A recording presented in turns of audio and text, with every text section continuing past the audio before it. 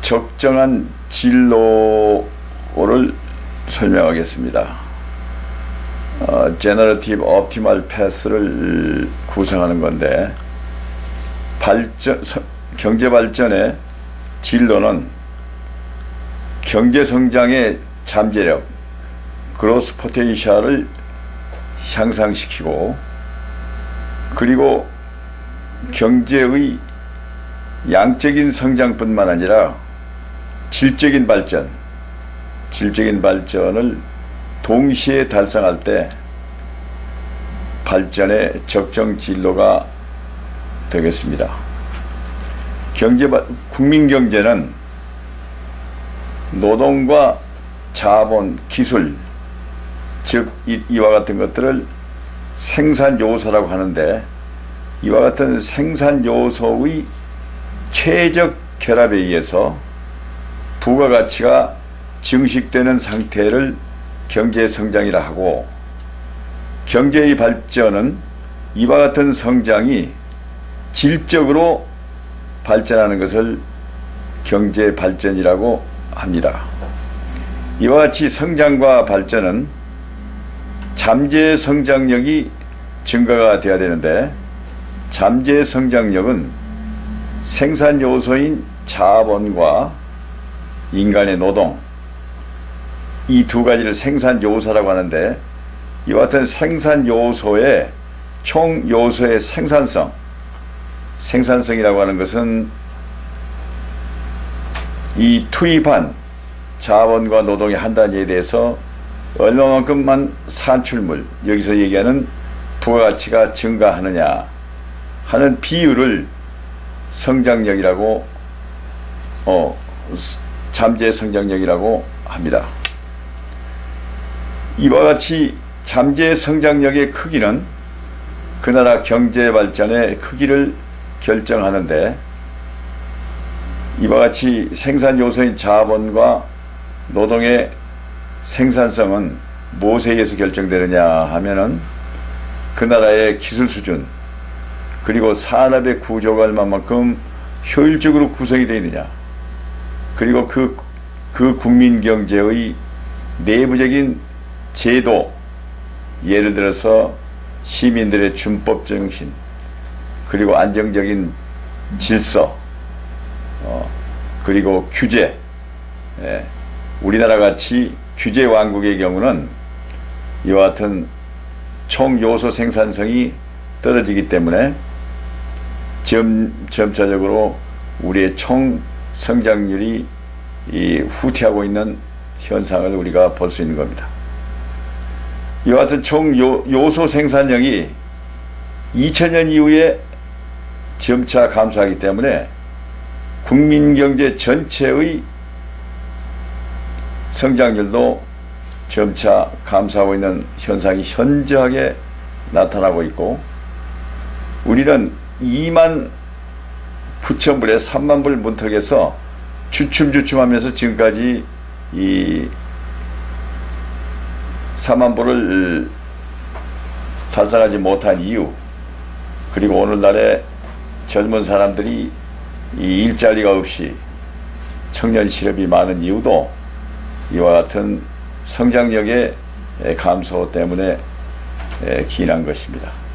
그럼 구체적으로 잠재 성장력의 감소의 요인을 세 가지로 그 요인별로 간단히 설명한다면은, 생산 요소가 노동이 얼마만큼 투입하느냐, 이와 같이 노동의 투입량이 점차 감소하기 때문입니다. 즉, 값싼 임금의 중소기업에서는 일자리가 있더라도 또 실업 상태를 선택을 한다. 다른 말로 말하면 중소기업은 선택하지 않고 대기업의 일자리나 공공의 일자리를 선택하기 때문에 저임금 일자리는 회피한다. 그리고 여성들은 결혼 시기의 즈음에서는 고용률이 급격하게 감소합니다. 그리고 요즘에 청년 일자리가 감소하기 때문에 노동의 투입량이 감소하고, 노동의 투입량이 감소하기 때문에 경제 성장률이 떨어지고 있다. 그 첫째 요인을 말씀드리고, 이러한 노동의 투입량을 증가시키기 위해서는 임금의 차이 때문에 이런 현상이 발생한다 하는 경우에 임금 차익을 보조한다. 그리고 개인의 창업을 클러스터 형태로 지원을 하며, 그 다음에 노인 내 고령 인력의 취업 증가, 즉 고령 인력의 활용을 해서 노동의 투입량을 증가시켜야 합니다. 두 번째 생산 요소의 자본의 수익성이 하락하기 때문에 생산성이 떨어집니다. 다음에 세 번째는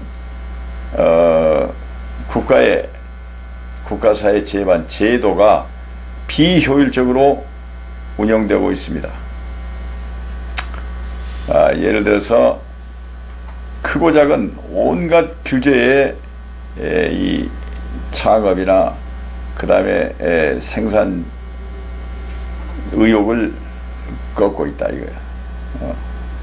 그래서 그 규제 때문에 이렇게 발생하기 때문에, 예를 들어서 규제가 일정한 시간이 지나면 자동으로 없어지게 하는 규제 일몰제를 선택한다든가, 그 다음에 서비스 산업을 갖다가 고부가 서비스업을 증대시킨다거나, 그 다음에 제반사회의 사회 질서 혹은 근로자들의 욕구를 대변하는 무차별적인 이런 갈등, 그리고 노조들의 그 파업, 이와 같은 제도적인 문제를 해결하고 갈등을 해소해서 제도적인 효율을 높이게 되면 총 요소 생산성이 향상된다, 이런 얘기입니다. 그럼 여기서 우리가 용어로서 조금 생소한 용어가 두 가지가 있는데 그 비슷한 얘기로 들립니다. 잠재 성장률이라고 하는 건 뭐며 성장 잠재력은 뭐냐. 잠재 성장률은 포텐셜 그로스 레이트를 얘기하는데, 고용에서 완전 고용 수준하에서 완전 고용이 되면은 임금이 올라가면 물가가 상승하죠. 그런데 완전 고용 수준이 물가 상승이 되기 이전까지의 고용 수준을 유지하면서 국민 경제의 생산을 최대한 극대화시키는 이때의 성장률을 잠재 성장률이라 합니다.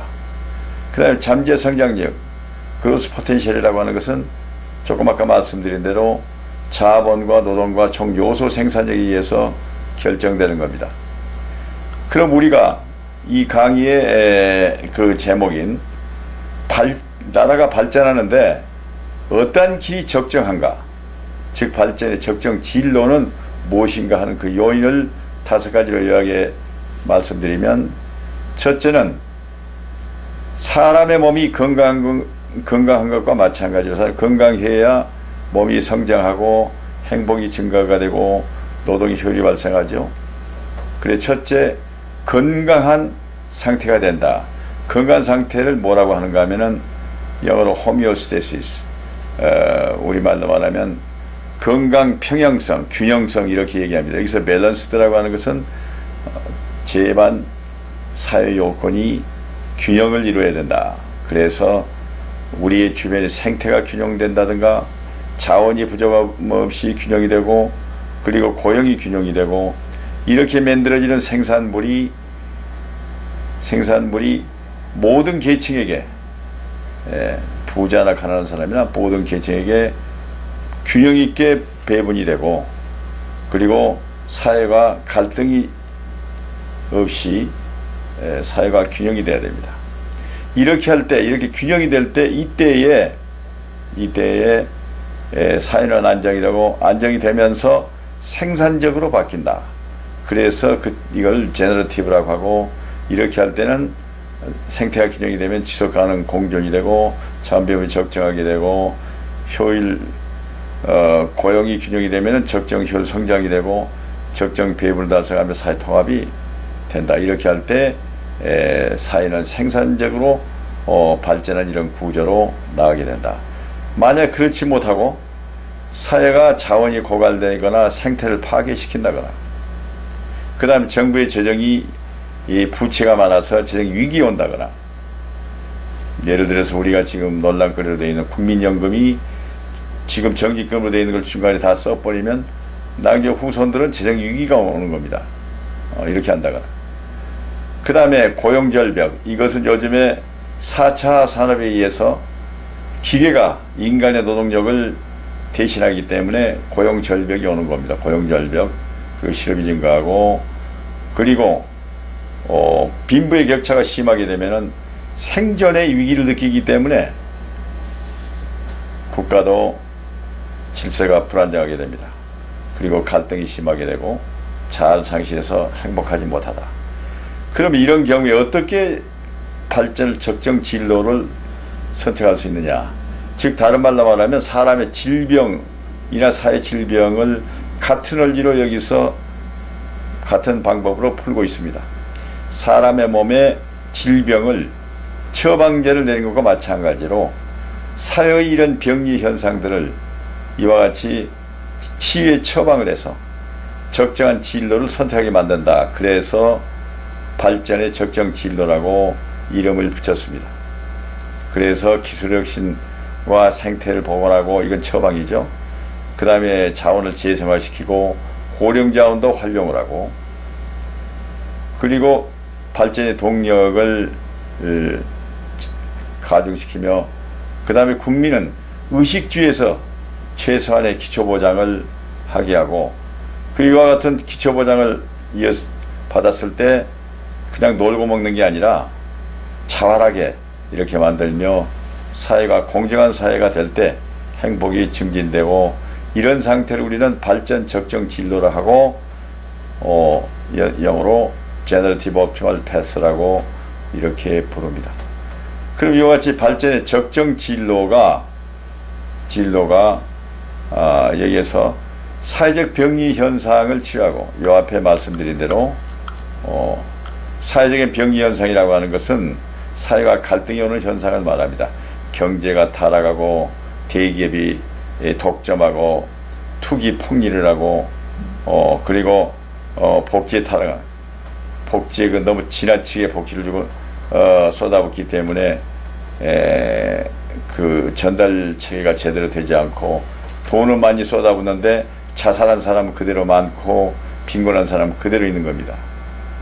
이와 같이 공공의 복지가 지나치게 과잉되면은 서구 선진국에서 본 것처럼 복지병이라고 하는 현상이 나타나고, 그리고 국가는 부채가 증가돼서 그리스의 그런 그 국가 부도가 나는 이런 상태나 아르헨티나나 볼리비아나 그런 남미의 이런 현상이 발생합니다.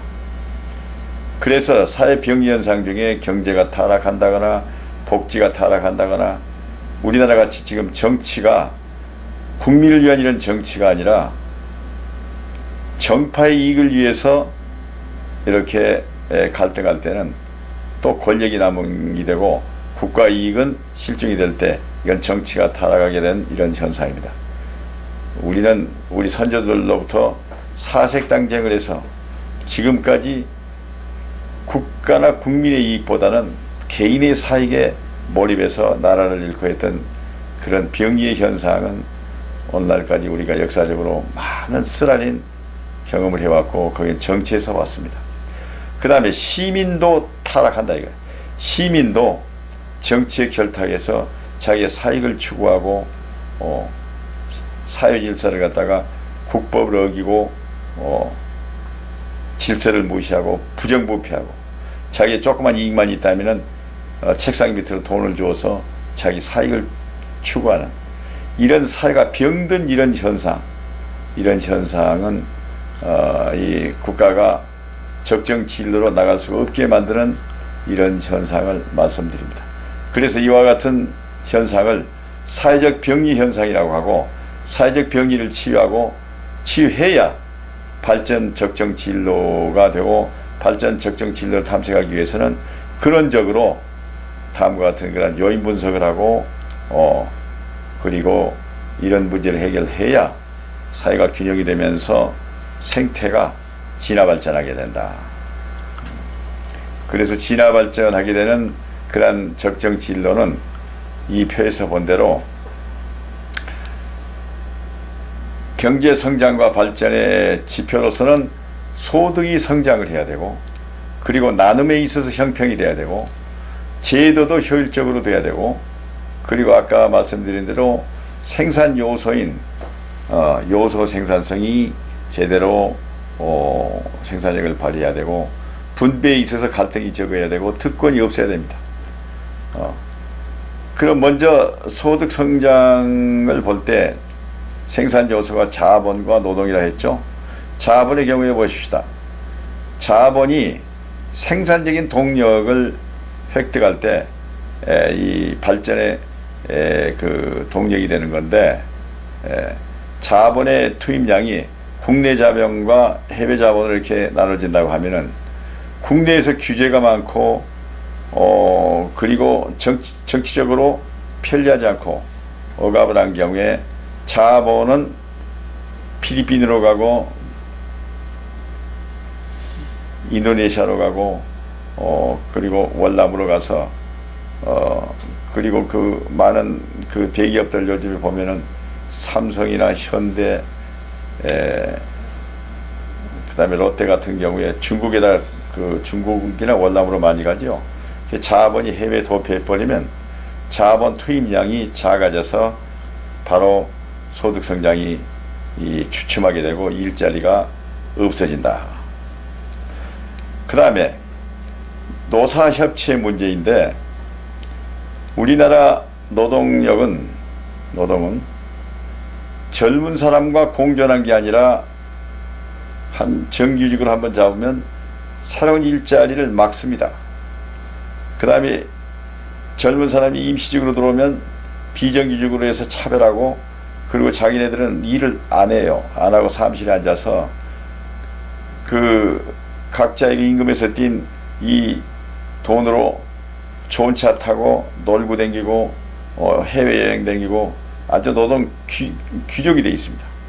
더구나 요즘에는 정권을 창출했다고 그래서 정부의 경제정책에 또 정부의 정책에 깊숙이 관여하고 사사건건 발목을 잡습니다. 그래서 그렇게 된 경우에는 노동 생산성이 저하되고, 그리고 이렇게 귀족 노동과 자기 이익만 추구할 때는 그 국민 경제는 가라앉고 망하게 되어 있습니다. 그래서 반드시 노사 간에 협치를 해야 된다, 이런 얘기고요. 이렇게 생산된 생산물은 모두에 말씀드린 대로 배분에 있어서 형평성이 있어야 된다. 그래서 이 나라에서 태어난 모든 국민은 최소한도 먹고 병을 치료하고 살 공간을 얻고 교육을 받을 이런 기본적인 생존권은 보장이 돼야 된다. 그리고 이와 같이 노사 갈등이나 그 다음에 지역 갈등, 그리고 개발을 반대하는 이런 갈등이 있을 때 이런 갈등을 조정하는 삼심제를 설정하자. 삼심제라는 게 행정부로 일단 이의 신청을 하고, 그리고 거기서 불복한 경우에 그 행정 심판을 하고, 그리고 또 불복을 한 경우에는 대법원의 마지막에 결정을 얻어서 그 갈등을 해소하는 이런 조정 삼심제를 설치하자는 이런 제안 말씀입니다. 그 다음에 제도의 개선에 있어서는 정치에서 정치적인 특권을 방지해야 됩니다. 그래 국회의원의 금받지만 달면 5명의 보좌관을 두고, 그리고 모든 엄청난 혜택을 누리면서 이 사람들은 국민을 진정하게 생각하는 국익을 위한 일보다는 자기 정당의 이익을 앞세워서 국익을 망각하는 경우가 태반이 많습니다. 뿐만 아니라 우리나라 공무원들은 이 정치의 눈치를 보면서 이 관료들이 특권을 부리면서도 정치의 눈치를 보고 국민의 이익은 실종됩니다. 그 다음에 사회는 어떡한가? 또 국민은 국민대로 무질서하고 법을 어기면서 어기고 있고, 그리고 서로 협동해서 사회 그 효율과 발전을 하려고 하는 이런 것보다는 사익 추구에 급급합니다. 그래서 이런 그 제도적인 이런 장치를 해서 법치에 협치를 해야 되겠다. 다음에 이 앞에 얘기한 대로 제도를 그럼 혁신하려고 하면은 총 요소 생산성에서 경영과 노사와 이런 제도적인 이런 계획을 해야 되는데, 그 중에 생산성을 높이는 이런 방식은 자본에 있어서 먼저 자본의 생산성이 높아야 되겠죠. 자본이라고 한 말은 우리가 흔히 돈으로 뭐 현금으로 생각한다 이렇게 할 수도 있겠죠.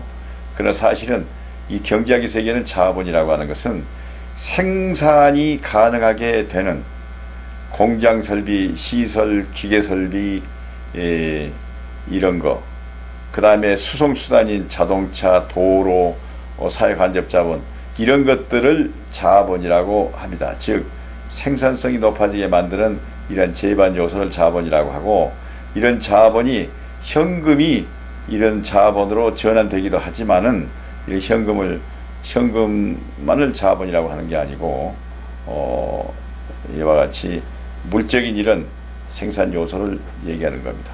이와 같은 생산 요소가 가동을 해서 생산력이 증가되게 하려면은 거기는 기술 수준이 높아야 하는데, 기술 수준은 지금 오늘날 우리가 4차 혁명에서 산업혁명에서 보는 대로 첨단 과학이 지금 들어오고 있죠. 첨단 과학에서 인공지능에 의해서 생산 효율이 증가되고 있습니다. 이와 같이 첨단 과학과 생산 효율을 증가시켜야 되는데, 우리나라는 국내적으로 너무 지나친 그런 경기에 대한 그 간섭을 하고 쓸데없이 그 잘못을 제재하고 이렇게 하기 때문에 이 자본이, 즉 다른 말로 말하면 이 기업들이 국내에서 생존하기가 지극히 어렵다. 그래서 자본은 아까 말씀드린 대로 해외로 도피해서, 자본이 해외로 공장이 나가버리니까 일자리가 없죠. 그래서 정부가 요즘에 경제가 주춤하니까 그 오늘 아침에 대통령이 주재한 그런 확대 경제장관회에서 얘기한 것과 마찬가지로 자본이 편안하게 한국에서 영위할 수 있게, 영업할 수 있게, 또 노동도 지나치게 파업을 한다거나 자기네들의 이익을 위해서 자기네들은 귀족처럼 자식까지 세습하게 하고, 젊은 사람들 들어오는 자리를 막고, 그리고 많은 그 경영을 갖다가 간섭하고, 그리고 노임은 비정규직에 3배 4배 받고, 이렇게 하니까 우리의 그 기업들이 해외로 도피하게 되는데, 이 기업들이 다시 국내로 회귀하게 하는 이 정책이 우선돼야 됩니다. 그리고 기술의 그 R&D를 투자를 많이 하지만 우리나라는 R&D 투자의 효과가 지극히 낮습니다. 즉 기술 투자의 그 관리가 철저하지 못하기 때문에 돈의 낭비가 많은 거예요. 그 다음에 또 한 가지 요소 생산성은 고용중대가 돼야 되는데, 노동의 효율성이 떨어진 건 금방 말씀드렸고, 노사가 서로 협력하지 아니하고, 유럽은 대타협에 의해서 노사가 타협해서 상생하게 되고, 그리고 일자리도 확충하고 이렇게 하는데, 우리는 그렇게 못하죠. 사사건건 갈라지는 겁니다.